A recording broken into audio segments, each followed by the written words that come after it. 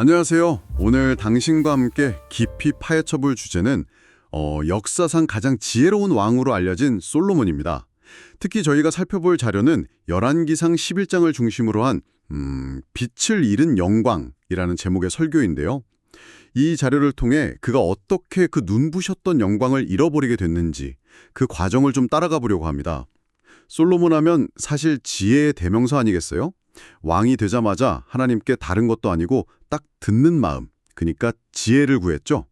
네, 그 지혜로 백성들 잘 다스리고 또 아버지 다윗의 오랜 수원이었던 성전 건축까지 완수했고요. 그때 그 메시지가 참 인상 깊었어요. 뭐랄까, 보이는 건물이 신앙의 전부가 아니라 보이지 않는 하나님의 임재 안에 머무는 것, 그게 진짜 중요하다고요. 맞습니다. 시작은 정말 눈부셨죠. 지혜를 구했고 성전을 세웠고 하나님의 임재를 최고로 여겼으니까요. 하지만 오늘 우리가 좀 주목하려는 지점은 그토록 빛나던 영광이 어떻게 서서히 빛을 잃어가는가 하는 그 과정입니다. 보통 성공 스토리는 많이들 이야기하는데 실패나 몰락의 그 과정은 글쎄요, 우리가 좀 보려고 하지 않는 경향이 있죠. 그런데 성경은, 그리고 오늘 이 자료는 놀랍게도 영광으로 가는 길, 그리고 반대로 그 영광을 잃는 길, 이 두 가지를 다 보여줍니다. 네, 맞아요. 그래서 오늘 이 시간이 더 의미가 있을 것 같습니다. 솔로몬의 길을 따라가 보면서 그 위대한 왕이 도대체 왜 또 어떻게 길을 잃게 되었는지 저희가 한 세 가지 중요한 전환점을 중심으로 한번 살펴보겠습니다. 그리고 그 이야기가 오늘을 사는 당신에게는 어떤 질문을 던지는지 같이 한번 고민해 보면 좋겠습니다. 자, 그럼 첫 번째 갈림길인데요. 영광이 빛을 잃기 시작하는 그 순간은 바로 마음이 나뉘는 순간이라고 이 자료는 짚어줍니다. 열왕기상 11장 1절 보면 좀 충격적인 기록이 나와요. 솔로몬 왕이 그 이집트 파라오의 딸 외에도 모압, 암몬, 에돔, 시돈, 헷족 속의 수많은 이방 여인들을 사랑했다고요. 여기서 사랑했다는 표현이 참 중요해 보입니다. 그냥 정략 결혼, 그런 차원을 넘어선 느낌이거든요. 그렇죠. 이게 단순한 외교적 필요 이상으로 정말 마음을 주었다는 의미로 해석될 여지가 아주 크죠. 그런데 하나님께서는 이미 오래전에 이방 민족과의 통혼을 명백하게 금지하셨어요. 그 이유까지도 아주 분명하게 밝히셨죠. 그들이 반드시 너희의 마음을 돌려서 그들의 신들을 따르게 할 거다. 그러니까 마음을 빼앗겨서 결국 우상 숭배로 이어질 거다. 이걸 경고하신 거예요. 솔로몬이 이걸 몰랐을 리가 없죠. 그런데도 그는 그들을 사랑했고 성경은 후궁 700명, 첩 300명, 도합 1000명의 여인이 결국 그의 마음을 하나님에게서 돌아서게 만들었다. 이렇게 딱 못 받고 있습니다. 아, 1000명이요. 와, 듣고 보니 이게 처음에는 그렇게까지 심각한 문제로 안 보였을 수도 있겠다 싶어요. 왜냐하면 강대국 공주들이랑 결혼하면 외교적으로 안정되고 평화가 오고 또 교육도 활발해져서 나라가 부강해지니까요. 겉으로 보기에는 아주 현명한 통치술처럼 보였을 법도요. 바로 그 지점이 사실은 위험한 함정입니다. 이 설교 자료에서도 아주 날카롭게 지적하는 부분인데요. 솔로몬은 하나님께서 약속하신 그 안전과 풍요를 하나님을 뜻까지 신뢰하는 방식으로 얻으려 한 게 아니라 자신의 인간적인 지혜, 세상적인 방법, 그러니까 동맹이나 통혼 같은 걸 통해서 스스로 확도하려고 했다는 겁니다. 영적인 원칙보다 현실적인 이익을 우선시한 결과죠. 아, 결국에는 하나님이 계셔야 할 그 자리에 다른 것들, 외교적 안정이라든지 경제적 번영 같은 그런 가치들이 스물그머니 들어와서 앉기 시작했다. 이런 거군요. 네, 그리고 더 심각한 문제는 이런 관계들을 통해서 이방의 종교나 문화가 이스라엘 사회로 이렇게 스며들어오는 것에 대한 그 영적인 경계심이 완전히 허물어졌다는 점이에요. 이 설교에서는 이걸 댐에 생긴 작은 균열에 비유하더라고요. 처음에는 정말 사소해 보이는 타협이나 불순종 하나가 결국에는 영적인 댐 전체를 무너뜨리는 결과를 가져온다는 거죠. 그런데 당장의 평화, 당장의 번영이라는 그 달콤함 때문에 사람들은 그 영적인 댐에 금이 가고 있다는 사실조차도 인지하지 못하는 경우가 많다는 겁니다. 혹시 솔로몬은 이런 생각도 했을까요? 내가 워낙 지혜로우니까 이 여인들을 오히려 내가 하나님께로 인도할 수 있지 않을까? 뭐 자료에서도 그런 가능성을 살짝 언급하던데 요즘에도 약간 내가 영향력을 발휘해서 바꾸면 되지 이렇게 생각하는 경우들이 있잖아요. 아, 충분히 그럴 수 있습니다. 뭐 그런 자신감이 있었을 수도 있죠. 하지만 결과는 정확히 그 반대였습니다. 솔로몬이 그들을 변화시킨 게 아니라 그들이 솔로몬의 마음을 하나님으로부터 점점 멀어지게 만들었죠. 그래서 성경이 솔로몬의 말년을 평가할 때 그의 아버지 다윗과 비교하면서 이렇게 말하잖아요. 그의 마음이 그의 아버지 다윗의 마음과 같지 아니하여 그의 하나님 여호와 앞에 온전하지 못하였으니. 다윗도 물론 밧세바 사건처럼 큰 죄를 지었지만 그래도 그의 중심 마음은 항상 하나님을 향해 있었다. 이런 평가와는 아주 대조적이죠. 그렇군요. 이 대목에서 자연스럽게 우리 자신을 좀 돌아보게 되는 것 같아요.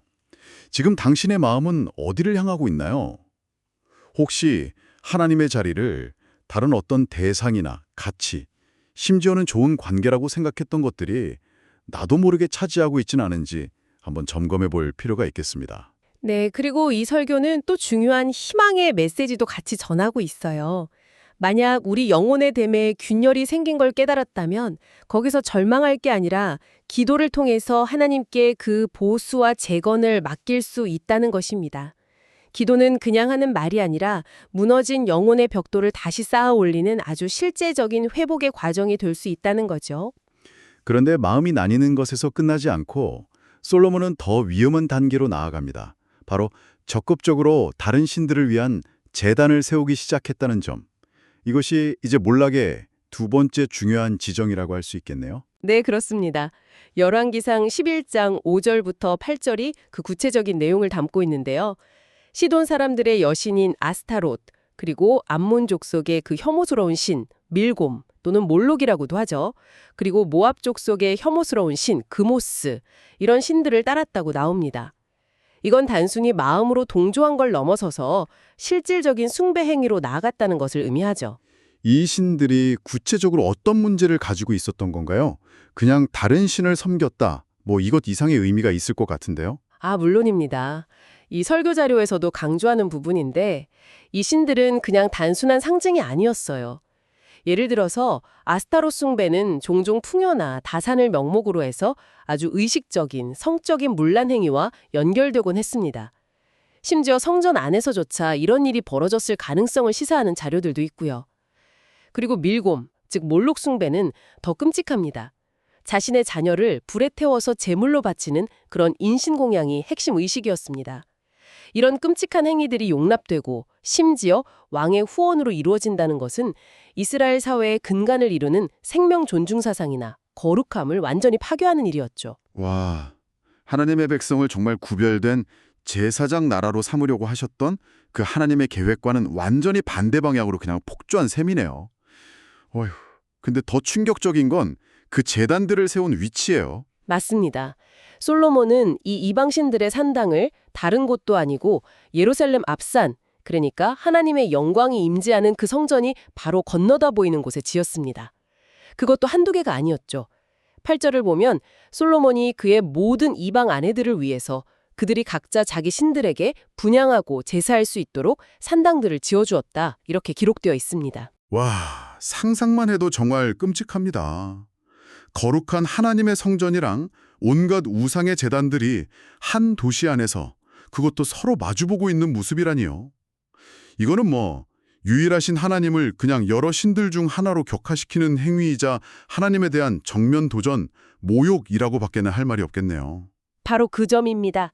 이 설교에서는 예루살렘 앞산에 세워진 이방 제단 하나하나가 마치 하나님의 영광을 가리는 두꺼운 수건과 같았다고 표현하더라고요. 거룩해야 할 도시, 하나님의 이름이 머물렀던 그 영광의 도시가 오히려 온갖 우상 숭배의 중심지가 되어버린, 정말 수치스러운 상황이 되어버린 것이죠. 이 부분을 들으니까 자연스럽게 우리 안의 성전에 대해 생각하게 되네요.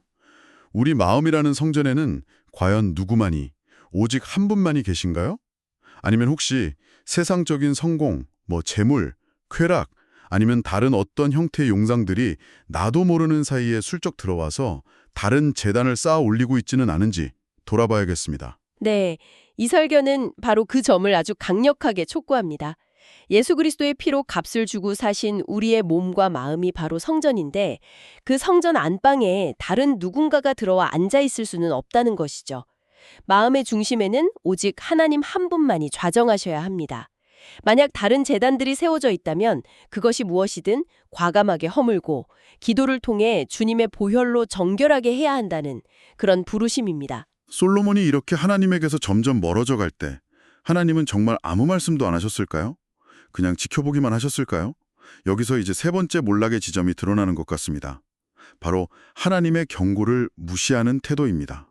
그 점이 정말 중요합니다. 하나님은 결코 침묵하시거나 그냥 방관하지 않으셨습니다.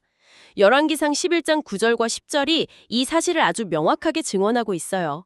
하나님께서 솔로몬에게 일찍이 2번이나 그에게 나타나시고 이 일, 그러니까 다른 신을 따르는 문제에 대해서 분명히 명령하사 다른 신을 따르지 말라 하셨으나 그가 여호와의 명령을 지키지 않았으므로 라고 기록합니다.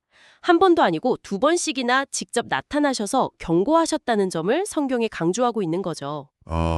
하나님은 분명히 기회를 주시고 경고하셨군요. 그런데도 솔로몬은 그 경고를 그냥 흘려듣고 자기 길을 계속 갔다는 거네요.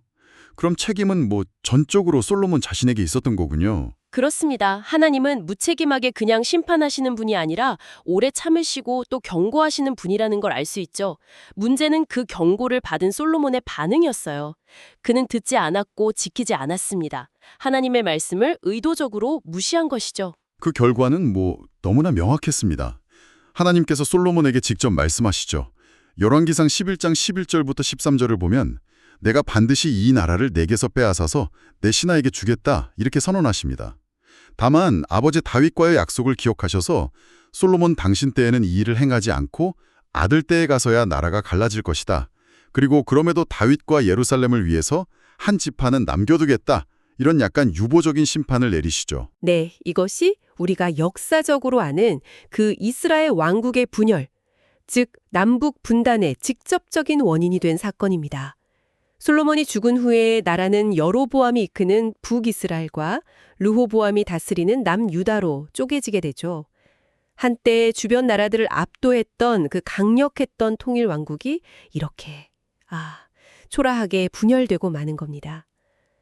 다윗과의 언약 때문에 완전한 멸망은 면했지만 영관의 상실과 나라의 분열이라는 그 비극 자체는 피할 수가 없었습니다. 반복된 경고를 무시한 대가였죠.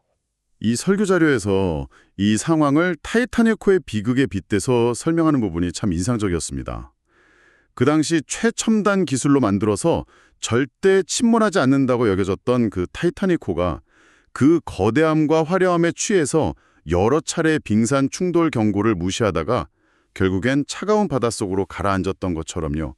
솔로몬 역시 그 길은 위험하다, 그 길 끝에는 파멸이 있다는 하나님의 반복된 경고 사인을 무시하고 계속 질주하다가 결국 그가 세운 통일 왕국이라는 배가 두동강 나는 침몰을 맞게 된 것이다. 이렇게 설명하더라고요. 여기서 우리가 붙잡아야 할 핵심 메시지는 인간이 연약해서 죄에 넘어질 수 있다는 그 사실 자체보다도 하나님의 경고음이 들릴 때 어떻게 반응하는가 하는 그 태도의 문제인 것 같습니다. 이스라엘의 공습 사이렌 비유가 아주 적절하게 사용되었는데요. 실제 전시 상황에서 사이렌이 울리면 즉시 방공호로 대피해야 생명을 건질 수 있잖아요. 그런데 무슨 소리지? 설마 진짜겠어? 하면서 창밖을 내다보거나 상황을 분석하려고 드는 것은 그야말로 치명적인 안전 불감증이라는 거죠. 영적인 영역에서도 마찬가지라는 거군요. 하나님의 말씀이나 양심을 통해서 경고의 사이렌이 울릴 때 왜 정말 그럴까 하면서 분석하거나 합리화할 게 아니라 즉시 하던 길을 멈추고 돌이켜서 하나님께로 빛 가운데로 달려가야 한다. 이런 말씀이시네요. 그렇습니다. 그것만이 살 길이라고 이 설교는 아주 강력하게 이야기합니다. 영적인 사이렌이 울릴 때 머뭇거리거나 이유를 따지는 것은 일종의 신앙 불감증이고 이것은 결국 영적인 침몰로 이어질 수밖에 없다는 그런 경고입니다.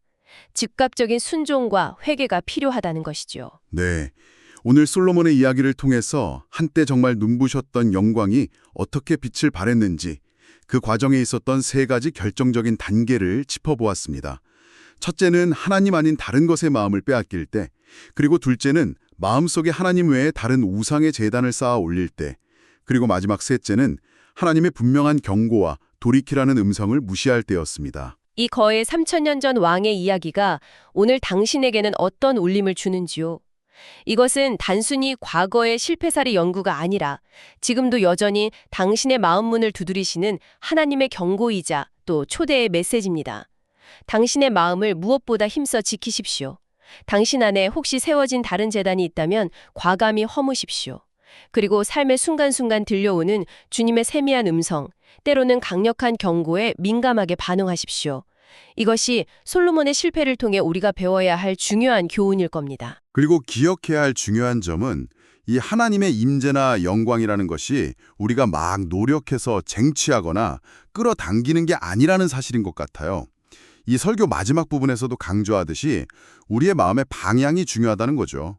우리의 시선과 마음이 진정으로 하나님을 향할 때 그분의 영광스러운 빛과 임재는 자연스럽게 우리 삶에 부어지고 또 채워지는 것이다. 이렇게 이야기합니다. 그렇다면 이제 마지막으로 당신에게 이 질문을 던지면서 마무리하고 싶습니다. 당신의 영혼의 방향키를 꾸준히 그리고 성실하게 하나님께로 고정하기 위해서 바로 이번 주부터 당신이 새롭게 시작하거나 다시 붙잡을 수 있는 구체적인 영적 습관은 무엇이 있을까요? 매일 잠시라도 말씀을 펴는 것이든 시간을 정해서 기도하는 것이든 함께 모여 예배하는 공동체를 찾는 것이든 아니면 감사를 표현하는 작은 습관이든 좋습니다. 당신의 삶의 자리에서 그 영광스러운 하나님의 빛을 날마다 새롭게 경험하며 살아가시기를 진심으로 바랍니다.